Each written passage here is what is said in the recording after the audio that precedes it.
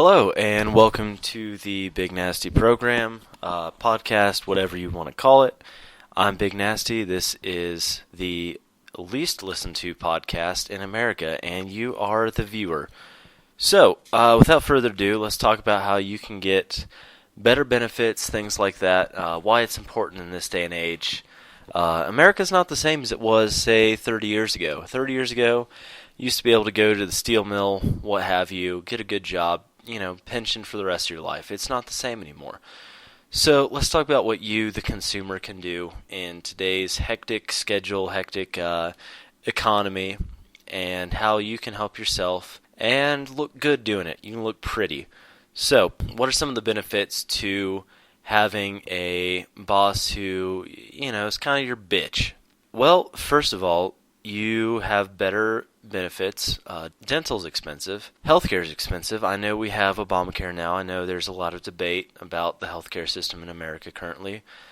But for now, for the average American, it's still pretty expensive.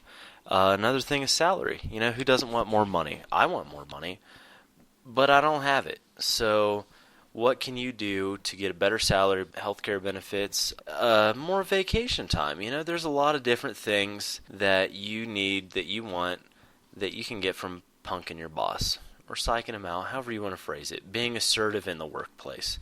We got a lot of white-collar listeners here on this show, so let's get right to it.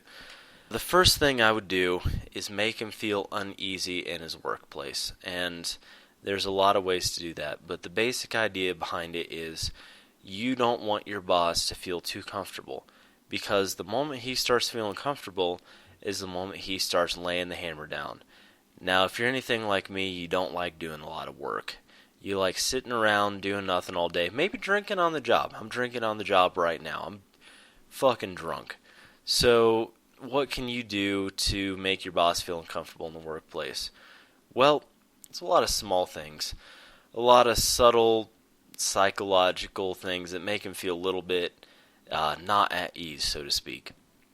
One of my favorite things to do is mess with his coffee. If your boss is anything like mine, he's an avid coffee drinker. Now what you can do is you take your index finger and your middle finger and you go by the coffee pot in the morning and basically act like you're tucking in your shirt, something like that. Firmly, swiftly place two fingers in your derriere. Stir them around a little bit, kind of wiggle them, so to speak. And then you take them out. Now, you should have some good substance on those fingers. And you just stir the coffee with it. Now, be careful. If the coffee's hot, you will get burned. I learned that one the hard way. So be careful with the hot coffee. But you stir them around a little bit, kind of shake all the debris off. And then you go about your day. And your boss is going to drink that coffee and be like, hey, something ain't right here. I don't know what it is, but something's not right here. Now, unless he's drinking that fucking coffee from those lemurs that shit out coffee beans and they make that in the coffee or whatever the hell that is, he's going to taste poop. And he's not going to know it's poop, hopefully, unless your boss is a little on the wild side. He's not going to know that that's poop. And he's not going to be comfortable with it. So he's going to be a little uneasy. And if you go into his office later that day and be like, hey, I want a raise, he might say yes. Give it a chance. That's all I'm saying. Give these things a chance and see what he says. Another thing you can do is take advantage of your workplace air vents. There's things like mayonnaise, dead animals. If you are so lucky to acquire a dead animal, put them in the air vent. Leave them unsealed. Make sure they're oxygenated. Got a lot of air going through them to speed up the fermentation process. And just leave them in there for a while. And then a couple weeks later, come in there and be like, hey, can you extend dental to my wife and kids instead of just me? He might say yes. Just negotiate. That's one of the key things, is negotiation. So if your boss is going to stonewall you and say, no, I'm not giving you this, no, I'm not giving you that, fucking yell at him. Show him who's the boss. If you show him who's the boss, he's going to get confused and realize, hey, I'm not the boss anymore. Maybe it's time to let my employee take the reins. I'm going to give him all the things that I get. Because he's getting all this shit and he's trying to keep it from you because he's a no good son of a bitch. So that's another thing to keep in mind. So let's say you do these sorts of things and he doesn't take kindly to it. He might not know it's you, but he's not amicable to salary negotiation and things like that. What are your rights as an employee? And that's a very important thing, is knowing your rights as an employee. So one of the things that I think you can do, well, it's not just my opinion, there's legal precedence for it.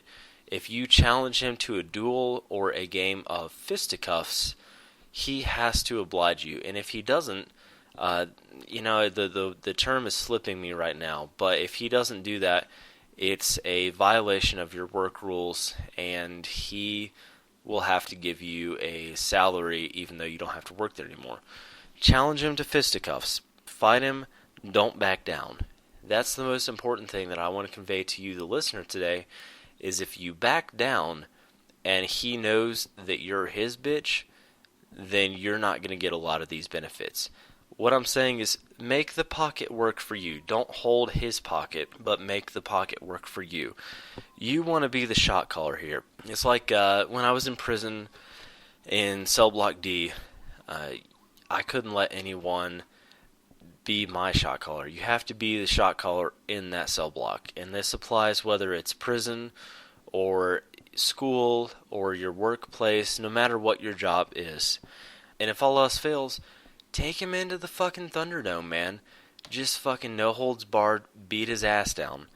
Challenge him to a duel. You can still do that. Look it up. It's still a thing in the American legal system. You're still able to challenge people to duels. And it's not known. That's one of those workplace rights that you have that not a lot of people know about. And the reason that a lot of people don't know about it is because they're not educated. So that's what I'm here for. All I'm saying is educate yourself. Give yourself the benefit of the doubt. Give yourself the tools that you need. Educate yourself, and you will succeed in the workplace. So that's about all I've got today for you guys.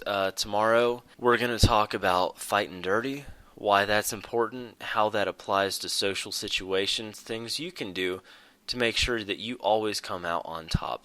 Whether these are literal fights or whether these are more abstract fights, I want to give you guys the tools to fight dirty and come out on top. So thanks for listening to America's least listened to podcast, the Bigg Nasty podcast, where the pimps get paid and the players get made. Tune in next time, subscribe, comment, do what you gotta do. I'll see you guys later.